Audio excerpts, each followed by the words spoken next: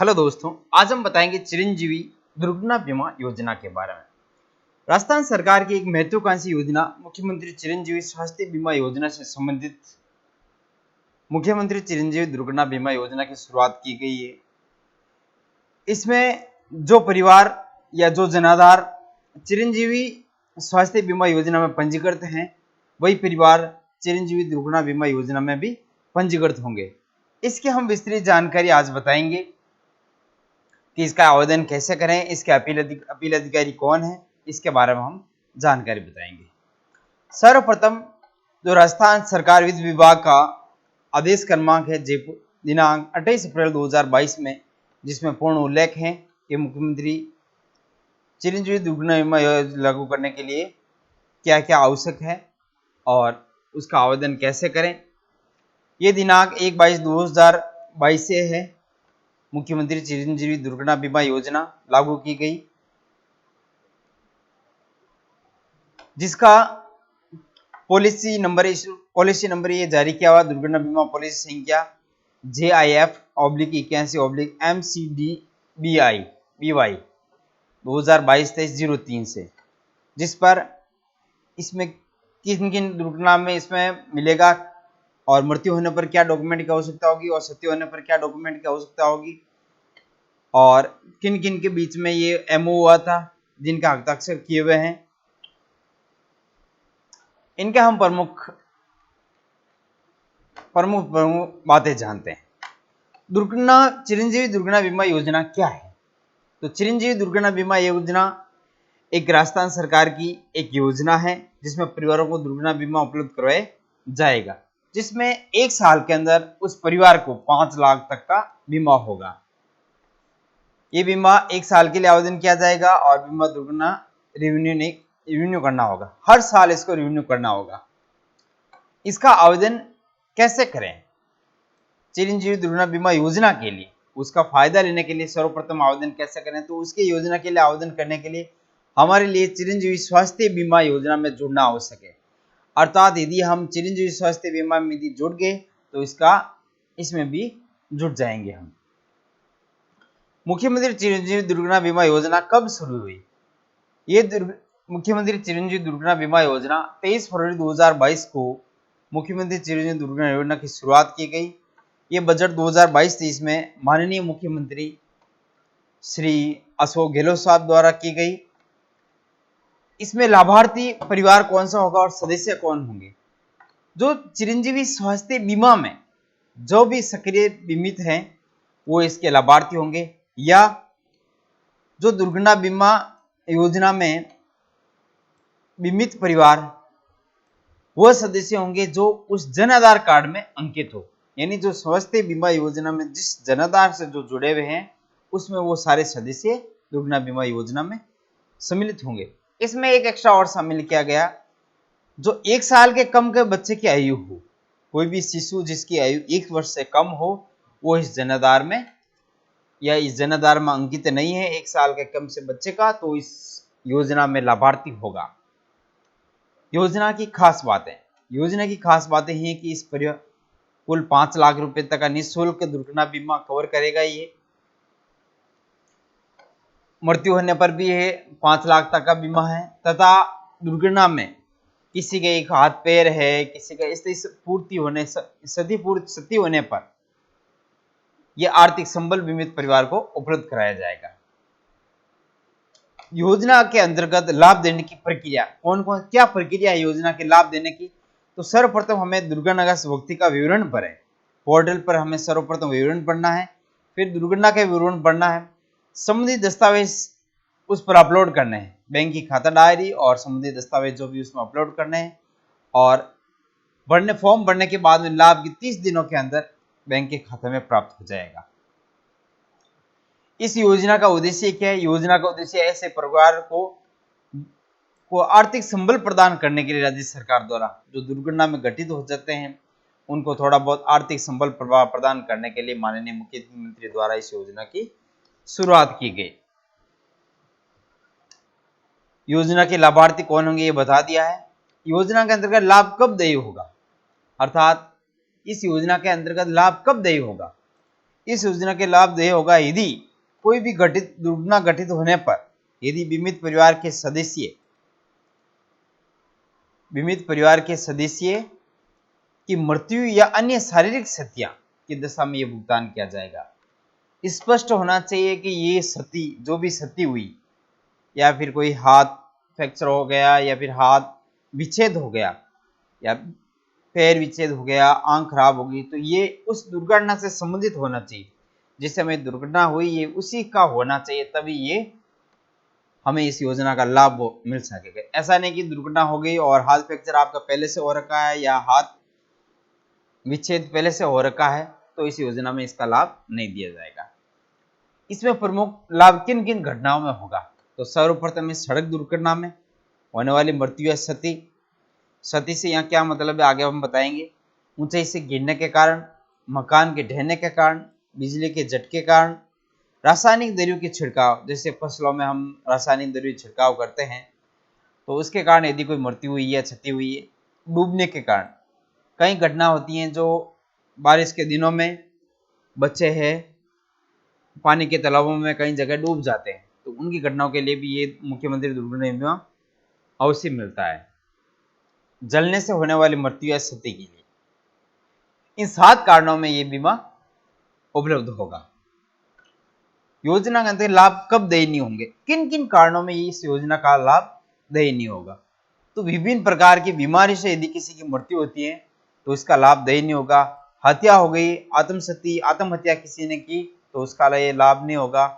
कोई यदि नशीले पदार्थ का सेवन करता है तो भी इस योजना का लाभ प्राप्त नहीं कर सकता है।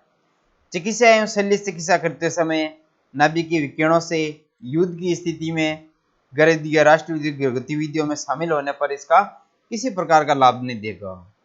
गर्भाधारण अथवा प्रसव के कारण होने वाले क्षति में भी इसमें लाभ नहीं मिलेगा। बीमित व्यक्ति द्वारा आपराधिक उद्देश्य से विधि द्वारा निर्धारित कानून का उल्लंघन करने पर या किसी समय या बाउंडिंग हो या फिर एयरक्राफ्ट में या अन्य किसी प्रकार की यात्रा करते समय, जैसे बस में आप यात्रा करते हो तो इस समय किसी प्रकार की कोई दुर्घटना हो जाती है, उसमें इसका क्षतिदेय नहीं होगी। विभिन्न दुर्घटनाओं में हाथ या पैर फ्रैक्चर इत्यादि की दशा में ये दाय लाभदेय नहीं होगा। यदि केवल हाथ या फ्रैक्चर हो जाते हैं कोई दुर्घटना में तो ये इसमें लाभदेय नहीं होगा। जहरीले जंतु के कारण मृत्यु होने पर पॉलिसी की 1 वर्ष की अवधि के दौरान योजना के अंतर्गत बीमित परिवार के सदस्यों के संबंध में 1 से अधिक दावों को मामला बीमित को इस योजना के अंतर्गत देय अधिकतम भुगतान 5 लाख से अधिक नहीं होगा। ध्यान रखें, एक बार हमने इस पॉलिसी का फायदा ले लिया, जैसे 5 लाख में से 2 लाख मिल गए, यदि दूसरी बार घटित घटना हुई तो उस समय 3 लाख से ज्यादा आपको फायदा नहीं मिल सकेगा। यदि पॉलिसी वर्ष किसी भी सदस्य दुर्घटनाग्रस्त होती है या उसी पॉलिसी वर्ष में पुनः कोई दुर्घटना घटित होती है तो ये हमने ये बता दिया कि दावा जो जिस समय पीछे कितना बचेगा वही होगा। अब है योजना के अंतर्गत देय भुगतान, किस प्रकार इसमें देय का भुगतान होगा। यदि दुर्घटना में मृत्यु होने पर सीधा 5 लाख रुपए है और यदि दुर्घटना में दोनों हाथ पार्थक्य होने या अनुगम पूर्ण निष्क्रिय होने पर, या तो दोनों हाथ पूर्ण निष्क्रिय हो गए या फिर विच्छेद हो गए, या दोनों पैर दोनों आंखें एक हाथ एक पैर एक हाथ एक आंख एक पैर एक आंख की पूर्ण क्षति होने पर 3 लाख रुपए देने होंगे, या एक हाथ है एक पैर है एक आंख है आदि की क्षतिपूर्ति होने पर क्या होगा 1.5 लाख रुपए इसमें देय होगा। दावा करने की क्या प्रक्रिया है? परिवार के किसी सदस्य की दुर्घटना में मृत्यु होने या दुर्घटना के कारण पॉलिसी में उल्लिखित स्थायी पूर्ण क्षति होने की स्थिति में बीमित परिवार के किसी भी वैश्विक सदस्य द्वारा ऑनलाइन पोर्टल पर दावा करना होगा। ऑनलाइन पोर्टल की अभी हम जानकारी दे देंगे कि इसका दावा को कहां पर करना है। या दुर्घटना दिनांक मृत्यु होने की स्थिति में दिनांक से 30 दिवस की अवधि के भीतर इसको, यदि मृत्यु हो जाती है तो 30 दिवस की अवधि के भीतर हमें इसको ऑनलाइन आवेदन करना होगा। कई बार घटनाएं विलंब हो जाती हैं तो इस विलंब में यदि समुचित कोई कारण पाया गया, यदि सही कारण हुआ तो 60 दिन तक भी हम इसको ऑनलाइन कर सकते हैं। ऑनलाइन प्रपत्र पोर्टल सबमिट करने पर जनाधार कार्ड से लिंक मोबाइल नंबर पर ओटीपी भेजा जाएगा और उसके बाद हमें इसको फॉर्म को भरना होगा। पोर्टल पर दावा दर्ज होने पर बीमाकर्ता द्वारा दावे का परीक्षण किया जाएगा कि ये दावा सही है या नहीं है, स्वीकार करने योग्य है या नहीं है, उसको ध्यान में रखते हुए इसका दावे को स्वीकार किया जाएगा। सभी वांछित दस्तावेज प्राप्ति अन्वेषण रिपोर्ट प्राप्त होने के 30 दिवस में दावे का निस्तारण कर दिया जाएगा। जैसे आप पूर्ण रूप से डॉक्यूमेंट उपलब्ध करवाए जाएंगे तो 30 दिन का समय होता है, 30 दिन के अंदर इसमें बीमा करते कंपनी द्वारा दावे का निस्तारण कर दिया जाएगा। यदि दावे में किसी प्रकार का कोई डॉक्यूमेंट की कमी हो तो उसको आपके लिए वापस बुला सकते हैं। यदि मृत्यु मुखिया की होने पर उनके संबंधित पति द्वारा इसका भुगतान किया जा सकता है, फॉर्म को भरा जा सकता है। यदि परिवार के सभी सदस्य, कोई ऐसा होता है जिसमें परिवार के सभी सदस्यों की मृत्यु होगी तो उस समय उसके राशि की कोई देय नहीं होगा। या पारिवारिक कोई विवाद हो गया, विवाद की स्थिति होगी तो न्यायालय का जो आदेश होगा उसके अनुसार ही होगा। अब इसमें आवश्यक दस्तावेज क्या क्या है, क्या क्या आवश्यक दस्तावेज है। दुर्घटना होने पर, जैसे सड़क दुर्घटना हो गई, ऊंचाई से गिरना हो गया या मकान के ढहने से हो गया, ये तीनों कारणों में तो यदि मृत्यु होने पर उसका मृत्यु प्रमाण पत्र, या इस 5 में से जो 4 दिए हुए हैं 4 में से कोई एक दस्तावेज, या तो पोस्टमार्टम रिपोर्ट होनी चाहिए, या फिर एक एफआईआर का, या पंचनामा, या चिकित्सा द्वारा डेथ समरी, जो भी है इस चारों में से एक होना चाहिए। या अंगों की क्षति, यदि अंगों की जैसे अंग विच्छेद हो गए तो अंगों की क्षति होगी तो उस समय कौन कौन से चिकित्सा रिपोर्ट होगी, एफआईआर यदि कराई गई हो, या डायग्नोस्टिक रिपोर्ट मेडिकल बोर्ड द्वारा जारी स्थायी पूर्ण अभुक्ता का प्रमाण पत्र। यदि इसमें से कोई 3 होगी तो इसमें हो जाएगा। दूसरा है पॉइंट, बिजली के झटके कारण या रासायनिक द्रव्य के कारण, तो इसमें भी वही है, इलाज द्वारा डॉक्टरों की समरी है या चिकित्सा का जो भी रिपोर्ट प्रमाण पत्र है वो। डूबने के कारण या जलने की स्थिति में मृत्यु प्रमाण पत्र है, एफआईआर है, पोस्टमार्टम रिपोर्ट है या एफआर है। डूबने के कारण ये संपूर्ण इसमें जरूरत पड़ेगी। चिकित्सालयों की रिपोर्ट है, यदि कोई क्षति हुई थी अंग के कारण तो उसके भी इसमें जो भी हमारे पास डॉक्यूमेंट दिए हुए हैं उसके डॉक्यूमेंट को साथ में ले जाना है। इसके अतिरिक्त यदि बीमाकर्ता द्वारा आवश्यक दस्तावेज भी कोई मंगाए जाते हैं तो उसका भी हमें साथ में ले जाना है। चिरंजीवी दुर्घटना बीमा योजना का मुख्य विभाग कौन सा है। अब हमें कई बार कंफ्यूजन रहता है कि इसका कौन सा विभाग है, इसको कौन सॉल्व करेगा। तो इसका मुख्य विभाग है राज्य बीमा एवं प्रावधायी निधि विभाग राजस्थान, ये इसका मेन डिपार्टमेंट होता है। अभी यहाँ पर हमारे जोधपुर में कहाँ कार्यालय, तो जिला कलेक्ट्रेट परिसर बीमा भवन लिखा हुआ है, वो इसका कार्यालय है। इसका मेन पोर्टल कौन सा है, तो चिरंजीवी दुर्घटना बीमा योजना वेब पोर्टल ये है। तो जैसे इसका MCDBY-SIPF पर हम क्लिक करते हैं तो है MCDBY-SI पर हम क्लिक करते हैं तो इस रूप में हमारे पास एक फॉर्म जो राजस्थान पोर्टल खुलता है। राजस्थान गवर्नमेंट अब मिलेगा 5 लाख रुपए का निःशुल्क दुर्घटना बीमा। तो इस रूप में इसमें जो भी खास बातें हैं इसमें दी हुई है। इसमें यदि आवेदन करना है तो ये दिया हुआ है, आवेदन करें, यहां से इसका आवेदन होगा। चिरंजीवी दुर्घटना बीमा योजना दावा की अपील व्यवस्था, कई बार हमें कंफ्यूजन रहता है कि इसका यदि दावा हमारा पारित नहीं हुआ तो इसका अपील कहां करेंगे। तो सबसे पहले हमने जो दुर्घटना बीमा उसका आवेदन कर दिया, आवेदन करने के 30 दिन तक हमें वेट करना है कि वो यदि हमारा आवेदन पास हो गया तो 30 दिनों के अंदर खाते में पेमेंट आ जाएगा। यदि 30 दिन से अधिक हो गया, पेमेंट नहीं आया, या फिर जो पेमेंट दिया उससे हम संतुष्ट नहीं है, तो इस दावे के निस्तारण के दिनांक से 30 दिवस की अवधि में राज्य बीमा एवं प्रावधायी निधि विभाग राजस्थान को ऑनलाइन अपील करनी है, ना कि ऑफलाइन करनी, ऑनलाइन अपील प्रस्तुत की जाएगी। इस स्तर पर हमें 30 दिवस का निस्तारण किया जाएगा। इस स्तर पर हमें और 30 दिन का समय दिया जाएगा, 30 दिनों के अंदर इसका निस्तारण होगा। दूसरा है, यदि यहाँ पर हमें इससे भी संतुष्ट नहीं हो तो राज्य बीमा प्रावधायी निधि विभाग राजस्थान के निर्णय से 30 दिवस की अवधि में निर्णय के विरुद्ध, यानी इस डिपार्टमेंट के विरुद्ध यदि हम निर्णय से संतुष्ट नहीं हो तो हमें शासन सचिव वित्त विभाग विभाग सचिव सचिवालय जयपुर की द्वितीय अपील ऑनलाइन प्रस्तुत करनी होगी। ये 2 अपील अधिकारी है जिसमें हम अपील कर सकते हैं। क्या योजना में कोई प्रीमियम राशि देनी होती है? तो इस योजना में किसी प्रकार की कोई प्रीमियम राशि नहीं देनी होगी। यदि हमारे स्वास्थ्य बीमा चिरंजीवी स्वास्थ्य बीमा लेयर का है तो इसका हम सम्मिलित हैं। चिरंजीवी दुर्घटना बीमा योजना क्लेम आवेदन कहाँ किया जाएगा? तो क्लेम आवेदन या तो इमित का ये लिंक है या इसकी वेब पोर्टल है, इस पर जाकर हम आवेदन कर सकते हैं। आगे है, जिस परिवार या व्यक्ति ने पूर्व में निजी कंपनी में, यदि हमारे इसके साथ साथ कोई निजी कंपनी का भी हमें स्वास्थ्य बीमा कराया हुआ है तो उसका भी हम लाभ ले सकते हैं। तो चिरंजीवी के अलावा जो भी हमारे पास निजी कंपनी का जो भी हम उसमें डॉक्यूमेंट जमा करा हुए उसका भी लाभ ले सकते हैं।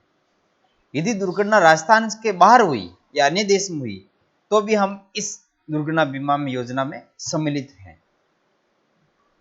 क्या चिरंजीवी परिवार के जनाधार के अंतर्गत पंजीकृत सभी बीमित सदस्यों की मृत्यु होने पर भुगतान की राशि देय होगी?